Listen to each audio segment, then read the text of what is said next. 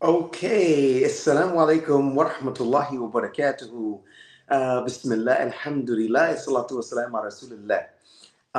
Unfortunately, we're not able to be in the office at this particular time, but we still wanted to talk to you today about some very important things and developments which have been taking place here.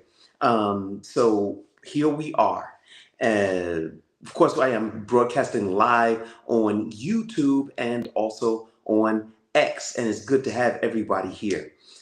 First of all, I am your host, Bilal Abdul Kareem, and we are going to be talking about Syria's elections. How about that?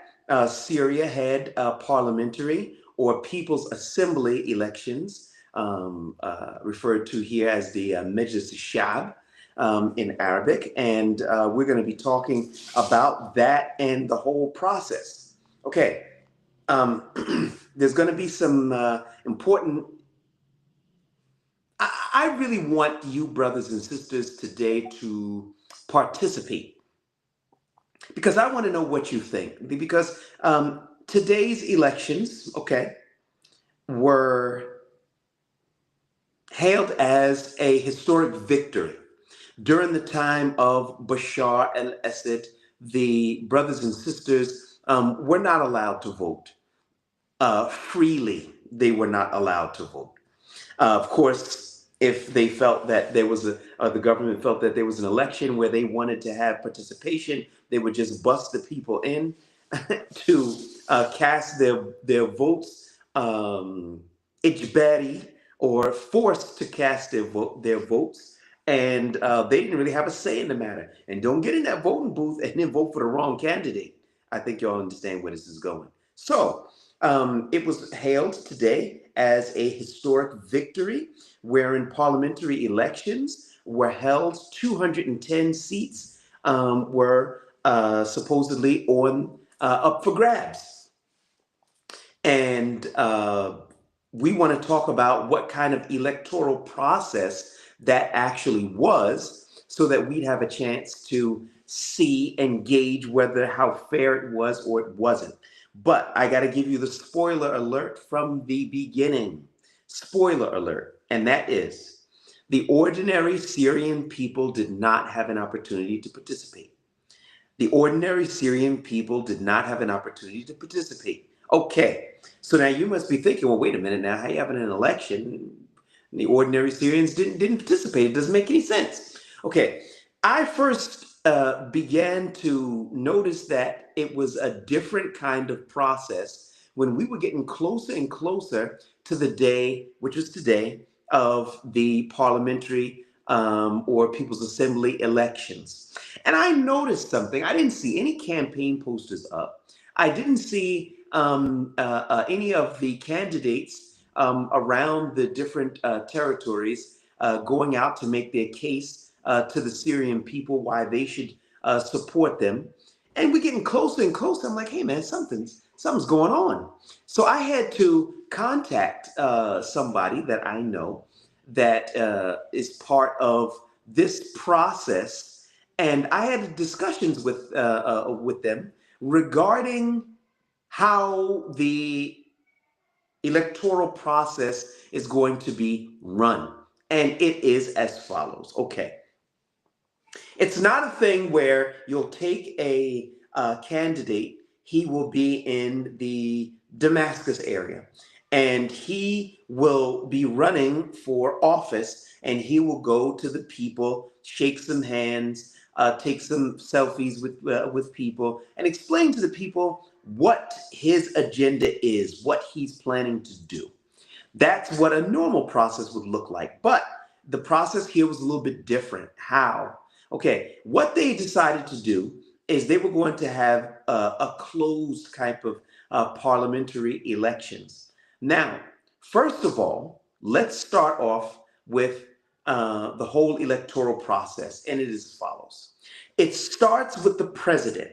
That's Ahmed Shah, and he chooses the Electoral High Commission. That's the president up here. Just below is the Electoral High Commission. Now, this electoral high commission, which was appointed by the president, will basically be running the affairs of the entire election. Fair enough. Okay, the electoral high commission chooses branches of the electoral branches. Now, what happens with those electoral branches? Those electoral branches will have about 3 people in each area who will be choosing other people who can run in the election. And say this again. Those people in the electoral branches will be choosing people who can run in the upcoming elections, which took place today. They will be known, those people who they chose will be known as the Electoral College. Now, those members of the Electoral College, the numbers will vary depending on what area you are in. For example, if it's a small area like Azaz, it'll be about 150 chosen, hand-picked people by those electoral branches. 150 people approximately. But if you go to a place like Aleppo, which is a much more densely populated area, they'll choose 700 people. So it's not uniformed in any one particular area. It's based upon how many seats are available and population and so on and so forth. Okay, now that that's clear, we go back. Ahmed al-Shara, he's at the top. He chooses the Electoral High Commission. The Electoral High Commission that were appointed by the president then chooses the electoral branches. The electoral branches, which will choose the Electoral College. Now, what's the Electoral College? This is a group of people, which I think it numbered about 6,000 today, that are eligible to run for the People's Assembly. And they can also vote for the People's Assembly. In other words, if you were not a part of those approximately 6,000 people, you were not chosen by the electoral branches, then you can't run. This is the first thing. The second thing is that you can't vote if you are not a part of them. So in a country that was 26 million people, that was before the hostilities, it's less now, but a lot of people are coming back. So we'll say 20 million people. If you're not a part of that chosen group, you cannot run, nor can you vote. So I don't know if I could really say that this was a historic election. I'm just not feeling that that's what it was, because it all goes back to the president. The president chose the Electoral High Commission. The Electoral High Commission that was chosen by the president then goes about and chooses the different electoral branches, and the electoral branches that were chosen by the Electoral High Commission that was chosen by the president. They choose the delegates which can vote and which can put themselves forward to be a part of the People's Assembly. Now, those people will be known as the People's Assembly. But there's one other catch to it. Now, I said that there were 210 seats, but they were only vying for 140 seats. What happened to the other 70 seats? The other 70 seats are appointed by Ahmed al-Shara himself, the president. So the electoral process is as follows. The president chooses 70 out of 210 seats. 70 out of 210 seats. That's a third of the parliamentary seats reserved for the president to choose. He chose 1/3 of the parliamentary members. And then the other 140 would be chosen down from the people that he chose to run the Electoral High Commission, and then it trickled down to the electoral branches, and then it trickled down to the Electoral College, and then you have the People's Assembly. So, in other words, the entire process all refers back to the president. Now, some people might sit there and say, oh, but we've gone through so many years of war, it's got to be controlled. Who said it has to be controlled? Once again, I am not a supporter of democracy. I don't see democracy and elections as being one and the same. They're not. Democracy is the actual a state of where the people make the laws. The people make the laws. So, in an Islamic compliant state, you can still have elections, but they would be known as shura, or taking the opinions of the people whom you are governing over. It's not the same thing, because you can have a Sharia compliant state where the Quran and the Sunnah makes the laws, that which is allowed, that which is not allowed, and the people can still elect their leaders. Why not?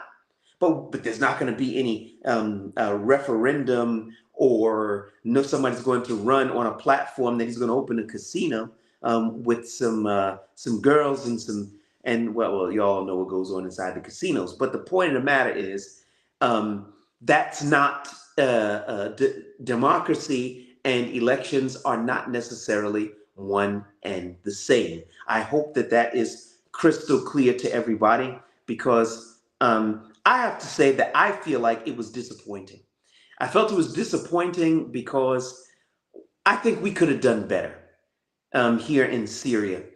I mean, I don't want to see Syria go back down to the same thing of it all comes down to one man. There's no country, major country in the world that all comes down to one man. When it comes down to one person running the show, calling the shots, and so on and so forth, it always turns out to be a client state. I'm going to say that again. When it trickles down to one man calling all the shots and making all the major decisions and no accountability to anybody in the government, it always ends up being a client state, usually to America. Usually it could be to Russia, it could be to China, or any other major power. If you look at the major powers around the world, we're talking about America, the United Kingdom, and so on and so forth. Russia pretty much probably to the exclusion of that. But even China's not a one-man show. It's not. And there is accountability there. It's a meritocracy that he has a lot more freedom to do a lot of things because he's bringing and yielding results. But the point of the matter here is that what we don't want is to have a situation where let's say that the leader is compromised. Let's say that Donald Trump is bought and paid for by Vladimir Putin, and Vladimir Putin controls him. Donald Trump doesn't have absolute control over the US government, and therefore there are still checks and balances to make sure that things don't fly off the rail. You see? All right. So that's the reality of the situation. But when we have a thing where everybody is basically subservient to that one voice sitting at the top, then there's no accountability. Nobody's really going to know what the government is actually doing, because the government's not going to feel that they have to tell the people anything. It's like, hey, man, I don't have to tell you anything. Well, I mean, why? Why do I have to tell you something? You're gonna vote for me? Is that what you're gonna do? You see? So you know, I really don't see that this was that historic election process, and Allah knows best. I'm just being real with you, brothers and sisters. Okay, let's see what's on your mind. Let's talk about it. Okay. Um, okay, let's just do this. Okay, Abdurrahman. Okay, now I have my glasses on. Okay, we have Abdurrahman says, nothing will ever work, nothing will ever be accomplished by Allah, nothing will protect the Muslims except Islamic laws, Islamic Sharia. Bilal, when are you going to learn that it's been many years? Okay. Okay, first thing, that we're looking at here is this. I understand your sentiment exactly. Without Islamic Sharia, we're not going to win. I'm going to say that again. Without Islamic Sharia, we're not going to win. Because without the Islamic safeguards, the bigger powers are going to swallow up the leaders of these small countries because they can easily box them in, buy off enough people, and there you have it. Another subservient, colonized country. That's the reality of the situation. So, without Islamic Sharia putting in those safeguards, we're not going to win. I'm going to give it to you straight. I don't care how slick, how many tricks people think that Ahmed al-Shara might have. If he's not going to govern by Quran and Sunnah, Syria will be a client state. I will say that again. If the leadership, I'm talking about Ahmed al-Shara, if he doesn't rule by Islamic Sharia, Syria will be a client state, full stop. And don't hit me with the pragmatism stuff. I don't want to hear it. Every leader that comes and goes and comes and goes, he says the exact same thing. Pragmatism, oh, the major powers, and so on and so forth. Guys, we tried all of this pragmatism stuff and we never ever win, ever. We don't have a single success story to tell. That's real, brothers and sisters. Let's stop the jive here. Look, all right, going to the UN and stuff like that and everything and all. All right, some people thought that was nice to see. It was a progression. He's moving forward in the world and all. But what was really accomplished? We are still playing by the rules of our enemies, the enemies who are very keen to see that we fail. Why are we continuing to play by their rules? It's not clear to me. Why do we consistently carry on with the same failed policies? It doesn't make sense to me.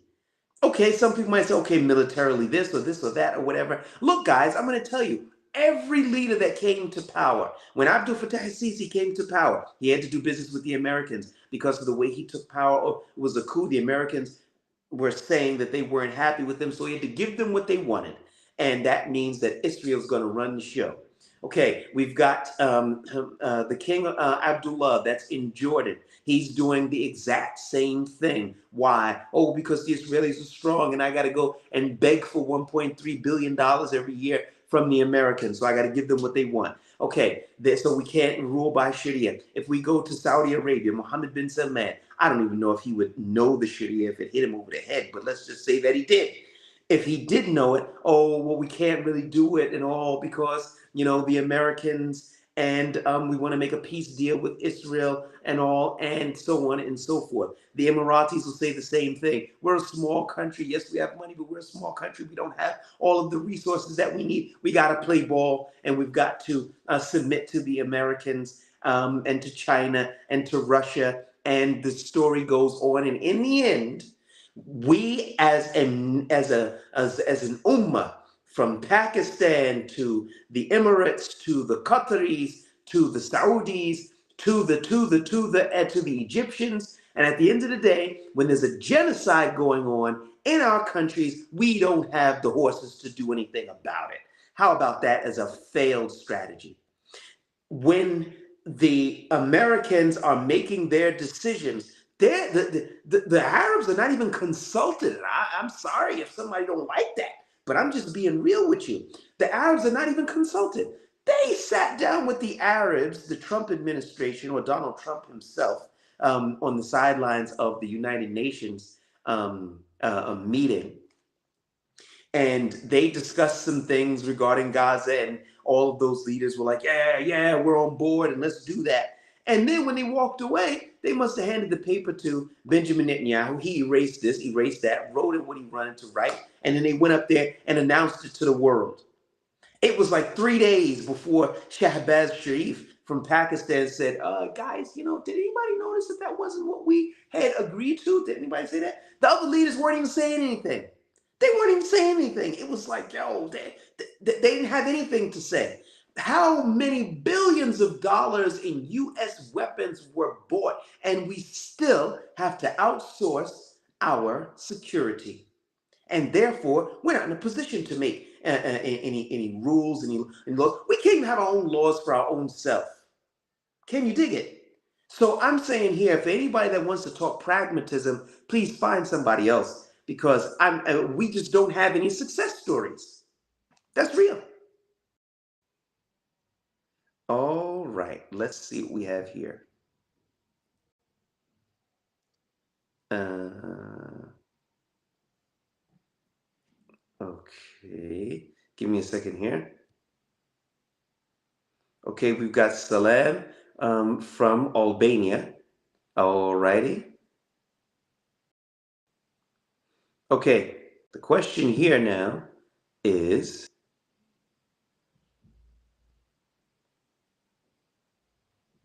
I'm sorry for the inconvenience, everybody. We're not in our normal circumstances, and I don't have my glasses on. Okay, do you know if the Electoral High Commission members have good reputation? I don't know all of the Electoral High Commission members, whether they have good reputations or not. I cannot answer that question for you. Um, I can't answer that. I don't know.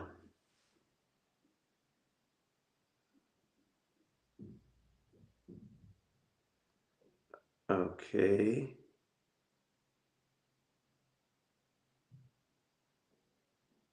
Okay, Abdurrahman, where's the proof of what you're saying? Every single person that's running is running in elections for a democracy. Abdurrahman, you have to understand something.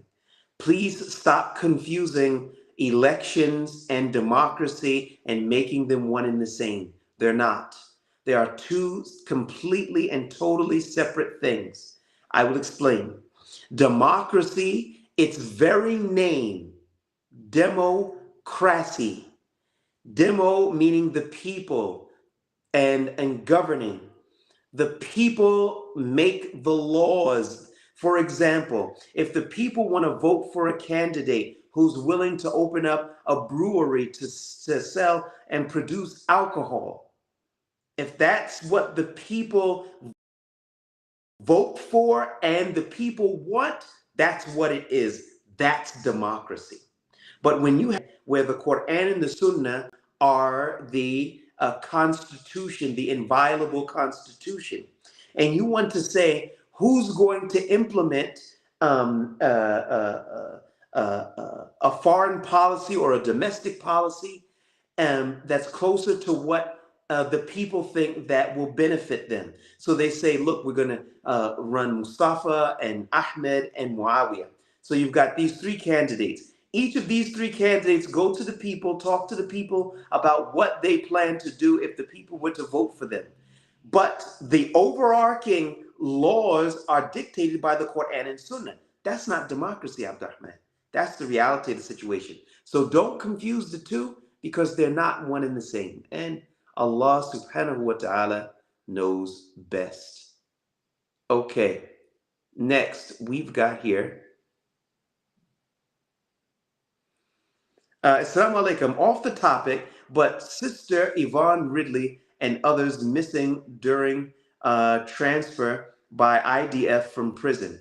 May Allah hasten their release. Ameen. Our sister Yvonne Ridley is currently incarcerated in Israeli prisons. What we have understood from her situation.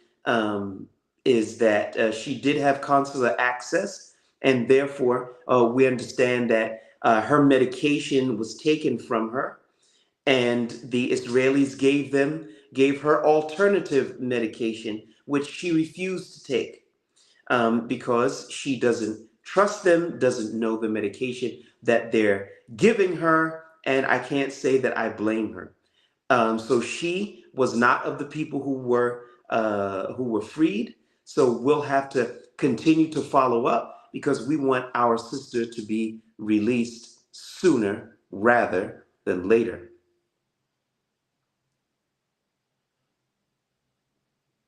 All right. let's see here. Okay, there's Hope says, Assalamu alaikum.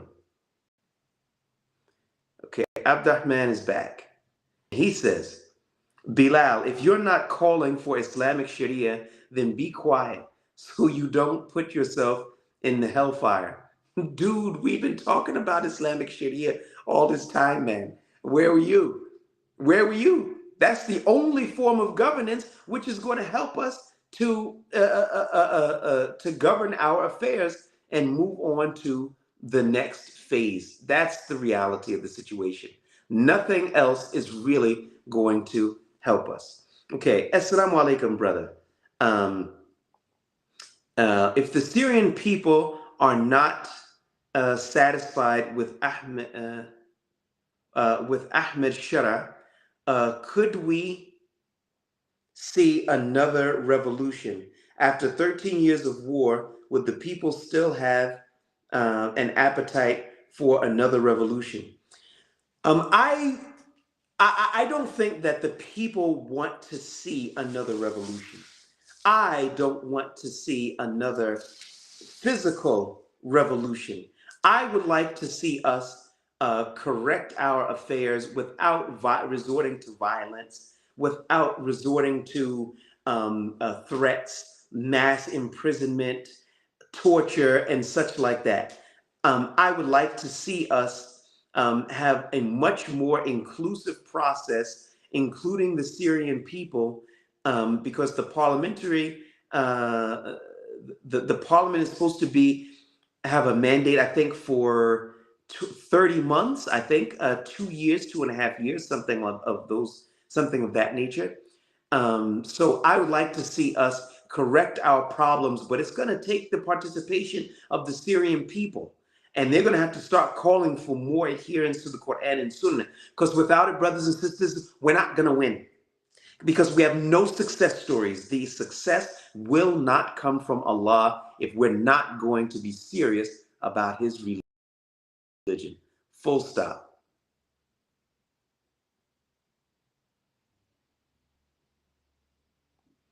Okay. Another one says, Salam, brother, you haven't discussed Hizb Tahrir in HTS relation from a few weeks ago. Can you please briefly do it now? I don't exactly remember the context of it, but I maybe if you could resend your question and tell me what the context of it was, what exactly you wanted to know, and I'll try to do it before we go off air. Okay, we have another one here who says, Salam, Brother Bilal. Nice to see you. Nice to see you too. I just wanted to say you are doing a great job reporting from Syria. I think Allah chose you to do this noble work because you could have been a home in the U.S. Like, like I'm like in grade or the fourth grade or something like that. I didn't bring my glasses, and I'm doing this with my telephone, not my computer. So my eyes are not what they used to be. But I really appreciate the sentiment, man. I really do. Jazakallah khair. I hope that I'm able to bring benefit to the brothers and sisters, because when Allah asks us what we did with our time and all, we're gonna have to tell Him something. And I hope that I'm making an impact. Next, how significant is the Trump change in position? Is he for real? Has he realized how manipulative the Israelis have been to him? Is the death of Charlie Kirk exposed Israeli cracks? Okay, first of all, Donald Trump's supervisors and Netanyahu's supervisors are all one and the same. Donald Trump doesn't have the ability to